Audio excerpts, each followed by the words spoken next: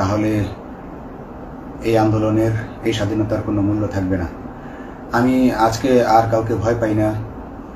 আমি আজকে বিশ্বাস করি যে আজকে আমাকে এই সত্য বলার জন্য কেউ গুম করে দিতে পারবে না, এই সত্য বলার জন্য কেউ আমাকে অ্যারেস্ট করবে না।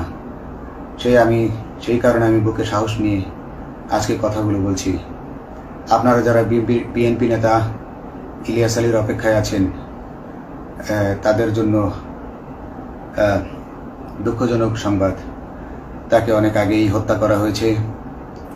তাকে পতেঙ্গা সমুদ্র সৈকত দিয়ে কড়া পাহারায় সাগরের মাঝখানে নিয়ে স্পিড বোটের মাধ্যমে মুখে পলিথিন পেঁচিয়ে হত্যা করে, তার পেট ছুরি দিয়ে ছিদ্র করে, তাকে পাথর দিয়ে বেঁধে সাগরে ডুবিয়ে দেওয়া হয়েছে।